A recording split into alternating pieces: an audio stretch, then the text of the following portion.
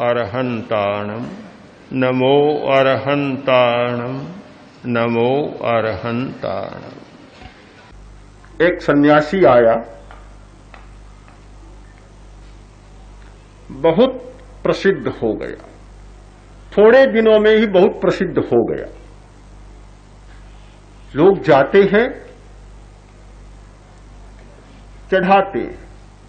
लोगों की ऐसी श्रद्धा होती है कि भला गुरु के पास जाए खाली हाथ कैसे जाए, कोई उपहार होना चाहिए, कोई भेंट होनी चाहिए। लेकर जाते हैं और चढ़ाते हैं। जिस सन्यासी ने सब कुछ छोड़ा, त्यागा और उसे जाकर चढ़ाते हैं और धन चढ़ाते हैं, रुपया देते हैं, सोना ले जाते हैं और कीमती वस्तुएं ले जाते हैं। पर कोई अनोखा ही था सन्यासी, सब अस्वीकार कर देता है, अस्वीकार कर देता है।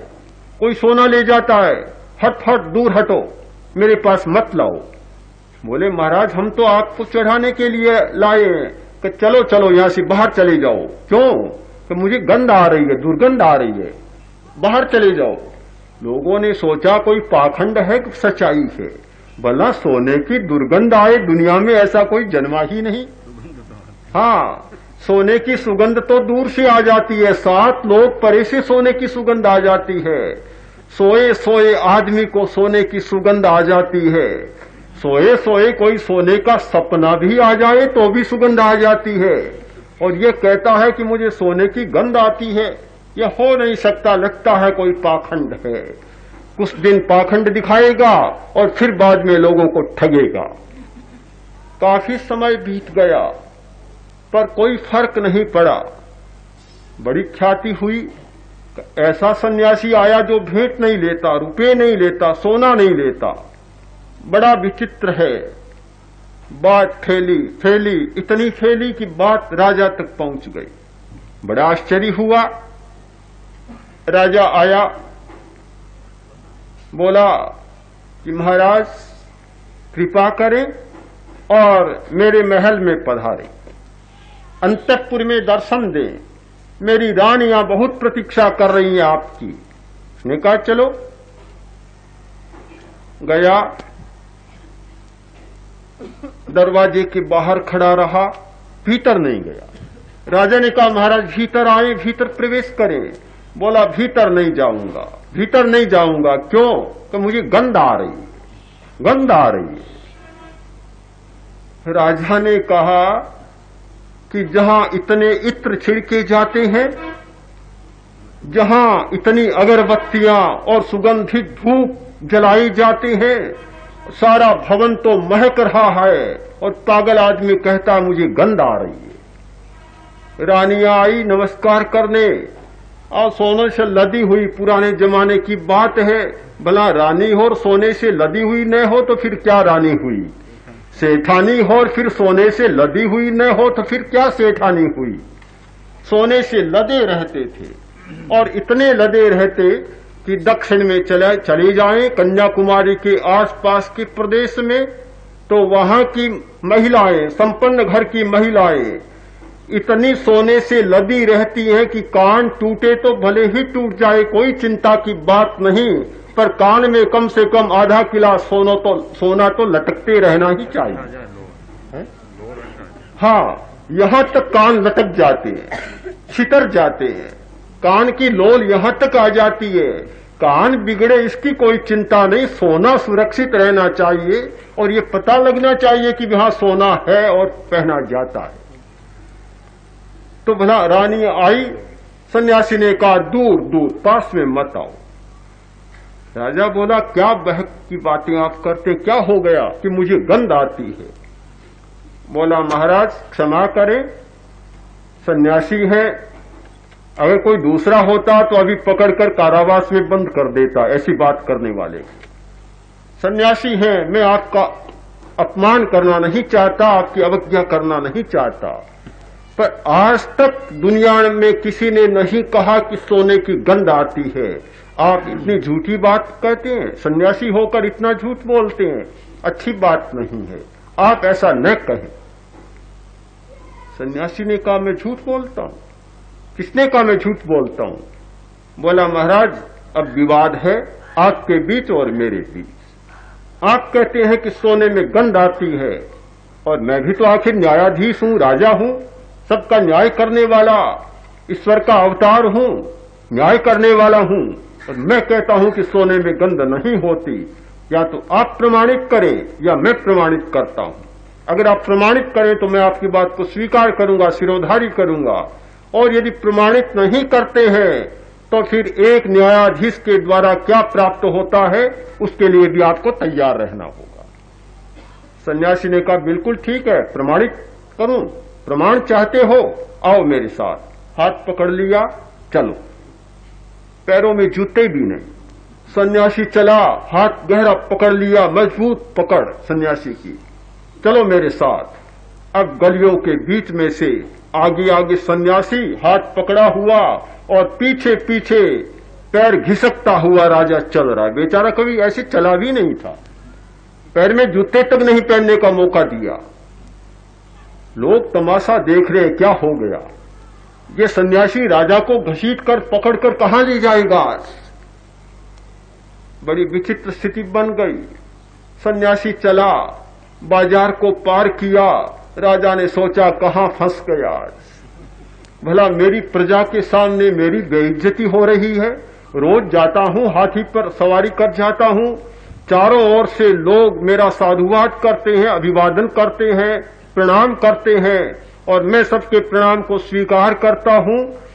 आज नंगे पैर सन्यासी के पीछे पीछे जैसे घसीटता सा जा रहा हूं, कितनी बेइज्जती हो रही है, पर क्या करूं, सन्यासी के चक्कर में फंस गया, अब अस्वीकार तो कर नहीं सकता।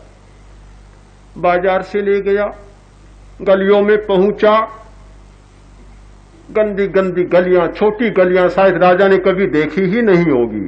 बड़े लोग कब देख पाते हैं, बड़ों की दुनिया, बड़े कहलाने वाले लोगों की दुनिया बहुत छोटी होती है, और वे बहुत कम चीजों को देख पाते हैं। सारी दुनिया की समस्या को वे जान ही नहीं पाते और देख ही नहीं पाते।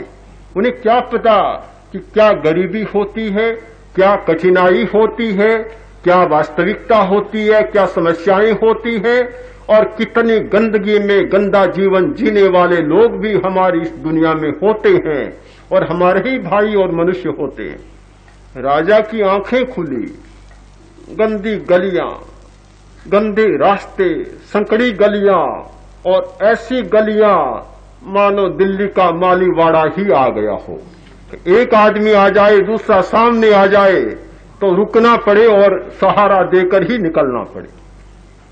यान की तो बात ही छोड़ दें, वाहन की तो बात ही छोड़े, आदमी से आदमी टकरा जाए। सब अनुभव राजा को हो गया। आगे चला, और आगे जाते जाते मोची मोहल्ला आया, जहां मोची चमड़ा सुखाते हैं। भारी दुर्गंध आ रही थी। जब मोचियों का मोहल्ला आया, हजारों लोग पीछे आ रहे हैं, पूरी सेना की सेना पीछे दौड़ रही है। देखें क्या तमाशा होता है आज। मोचियों का मोहल्ला आया, सन्यासी एक मोची के घर में घुसा, जहां गीले चमड़े लटके रहे थे, सुखाए जा रहे थे, इतनी बदबू आ रही थी। राजा ने रुमाल निकाला, एकदम नाक को बंद कर ली, भौं सिकोड़ा, नाक सिकोड़ा, मुंह को ऐसा बना लिया कि शायद कभी ऐसा नहीं बनाया होगा। विकृत सा हो गया मुंह। सोचा आज कहां ले जाएगा, किस फंदे में फंस गया, बड़ा दुख पा रहा, छटपटा रहा है। सन्यासी ने कहा ठहरो ठहरो, ऐसा मत करो, ऐसा मत करो, क्यों सिकोड़ते हो नाक मुंह, एक क्यों रुमाल निकाला, क्यों देते हो, क्या हो गया। तो महाराज कितनी बदबू आ रही है, दुर्गंध आ रही है, आपको पता ही नहीं चलता कितनी दुर्गंध आ रही है, मेरा तो जी घुट रहा है, कै होने को हो रही है, और आप कहते हैं ऐसा क्यों कर रहे हो। अरे क्या हो गया। सन्यासी ने मोची को बुलाया, पास में आया, हाथ जोड़कर खड़ा रहा, बोला रे तुम्हारे पास रुमाल नहीं है कि महाराज क्यों। कितनी बदबू आ रही है, लाओ रुमाल लाओ नाक पर दो, कितनी बदबू है। मोची ने कहा, कहां है बदबू महाराज? कोई बदबू नहीं है, कुछ भी बदबू नहीं है, कहां है बदबू? सन्यासी ने कहा, राजा तुम झूठ बोलते हो, कब बदबू आ रही है। देखो मोची क्या कह रहा है, घर का मालिक, इसका घर है ये, तुम्हारा नहीं है। मोची का घर है, घर का मालिक क्या कहता है कि कोई यहां बदबू नहीं है मेरे घर में। राजा बोला, महाराज संत बड़े भोले होते हैं, आप भी बड़े भोले हो। बोला, जो मोची रात दिन चमड़े सुखाता है उसे कैसे बदबू आएगी? चमड़े के बीच में रहने वाले को कभी बदबू नहीं सताती, कभी बदबू नहीं आती। सन्यासी बोला, राजा मैं तो भोला हो सकता हूं, पर बहुत समझदार तो तुम भी नहीं हो। कितने भोले हो कि सोने के बीच में रहने वाले को कभी बदबू नहीं आती, बदबू उसको आएगी सोने की जो सोने से दूर रहता है। राजा ने कान पकड़ लिया और सन्यासी के चरणों में लुट गया। चमड़े के बीच में रहने वाला, गीले चमड़े को सुखाने वाला व्यक्ति कभी उसकी बदबू का अनुभव नहीं कर सकता। तो जो इस सोने के बीच में रहने वाला है उसे कभी सोने की गंध नहीं आ सकती और उसकी बुराई का अनुभव नहीं हो सकता। किंतु जो व्यक्ति उस दुनिया से अलग हो गया, उससे बाहर हो गया, उसे पूछा जाए कि कैसी बदबू आती है, कैसी दुर्गंध होती है। इसीलिए मैं कह रहा था कि भीतर के जगत के सिद्धांत कोई दूसरे होते हैं, भीतर के जगत के कोई नियम दूसरे होते हैं और भीतर के जगत की कोई व्याख्या दूसरी होती है। जो व्यक्ति भीतर के जगत में प्रवेश नहीं करता, जिसे चैतन्य का थोड़ा भी अनुभव नहीं होता, जिसे चैतन्य की थोड़ी सी भी झलक नहीं मिलती, जिसे अपने भीतर रहे हुए आनंद, शक्ति और चैतन्य का किंचित मात्र भी स्पर्श नहीं होता, उस व्यक्ति के लिए आप चाहे कितने नियम बना दें, कितने सिद्धांत बना दें और कितने उपदेशों का गठन कर दें, मुझे लगता है कि परिवर्तन संभव नहीं होता, नहीं होता। और यही हमारी आज सबसे बड़ी समस्या है कि धर्म के द्वारा जो परिवर्तन घटित होना चाहिए वह नहीं हो रहा।